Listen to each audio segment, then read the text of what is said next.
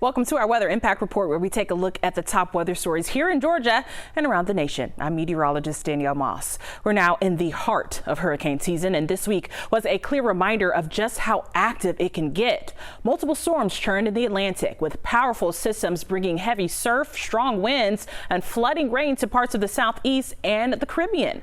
Along North Carolina's Outer Banks, homes are quite literally falling into the ocean. Strong waves and rough surf from two powerful offshore storms have caused major beach erosion, and this week another home collapsed into the Atlantic in Buxton. 8 homes have now been lost in just 3 days. Will Thomas reports from Buxton, where residents and local leaders are pleading for state and federal help before more homes are washed away. Swells pulse back in, and it's very concerning, and it's hard to just keep watching it over and over and over. Another day of the relentless Atlantic Ocean battering the homes still standing on the Buxton oceanfront. A beach nourishment project and jetty repair in 2026 feeling like a lifetime away. We need to encourage those residents to sandbag and do beach pushes. That's about as best we can do right now until we get the nourishment done. Also a push from Dare County leaders and the Buxton Civic Association for help from state and federal elected leaders. One specific ask is the no hardened structure law in North Carolina to be removed. Stroke of the pen, and this is all gone, it goes away.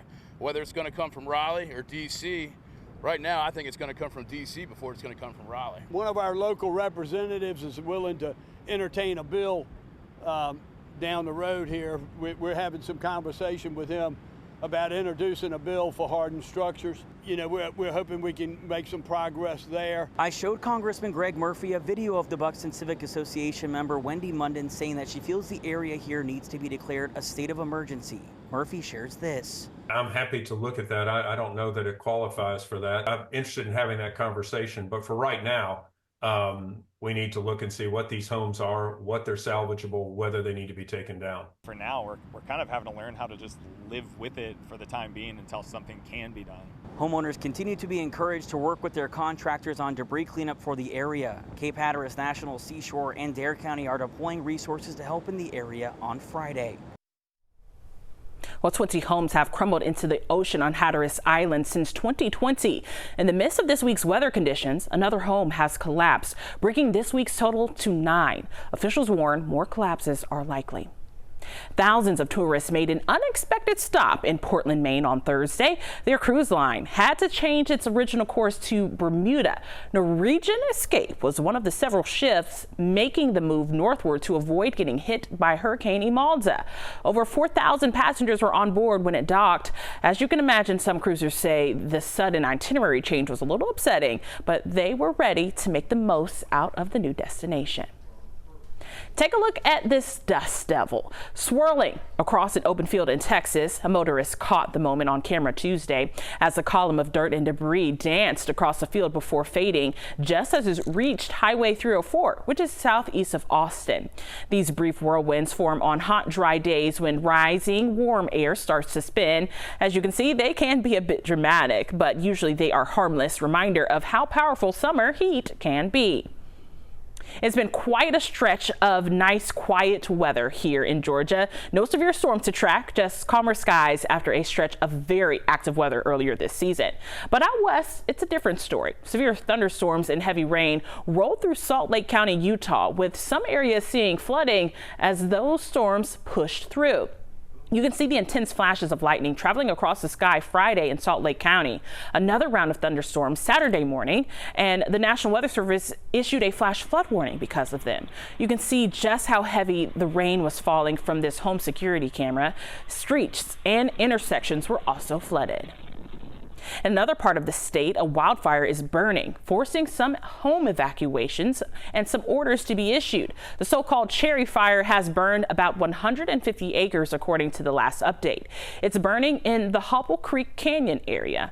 Residents and campers in the area have been told to leave as a precaution. Crews from multiple fire departments are responding to the blaze. Officials ask people to stay out of the area as crews fight the fire. The cause is unknown. Wildfire season is taking a serious toll across Washington state. More than 200,000 acres have already burned, and there are nearly a dozen major fires still active.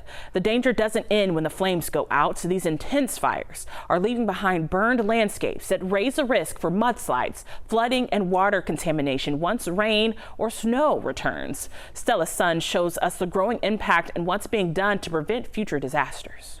Across Washington state, 237,000 acres have burned this fire season, and we have 11 major fires burning right now. In the Okanagan-Wenatchee Forest, the Labor Mountain Fire burning over 37,000 acres. On this fire right now, we also have 567 structures or homes, residents in the evacuation level. It's forcing a 30-mile closure of Highway 97 Blewett Pass. Are the black, the gray, and the orange kind of behind us. And what that indicates is that the fire has burned really hot through this area. Really hot fires or high severity fires increase the risk for water runoff, erosion, even mudslides and landslides. They can move that sediment down and put it on the road, put a risk to travelers. Debris from mud flows can poison water sources. They also can impact the fisheries, the water systems, and cause detriment to, the anadromous fish, the salmon. Just to the northeast of the Labor Mountain Fire, over 39,000 acres of land consumed by the Lower Sugarloaf Fire, 12 miles northeast of Leavenworth. On the Lower Sugarloaf, we have all three level 3, 2, and 1 evacuations in place currently. Commissioner of Public Lands Dave Upthegrove meeting with fire crews in Cle Elum, urging lawmakers to restore funding it pulled from the Department of Natural Resources wildfire preparedness and response efforts under House Bill 1168. If the legislature doesn't restore our wildfire prevention and response funding, we will see more fires, bigger fires, and higher costs to taxpayers, with more smoke impacting people's health. As wildfires continue to burn across the state, every part of the state of Washington has been impacted by wildfire smoke this year, and it can have very serious health impacts. Stella Sun, Como News. Well, federal grant money to help states prepare for emergencies has been put on hold. FEMA is now ordering states to prove their population counts before they can get the money. States must also confirm that deported migrants are not included in the total. FEMA says some states may be getting inflated payments because most of the grant money is distributed based on population. In the past, FEMA used U.S. Census data to measure state populations and determine grant allocations. The Emergency Management Performance Grants totaled more than $300 million last year and help fund local disaster readiness efforts. Well, that's a wrap on this week's weather impact report. From the flooding rains in Utah to quieter days here in Georgia. As we head into the new week, we'll be watching for any pattern changes and the tropics. With your weather impact report, I'm meteorologist Danielle Moss.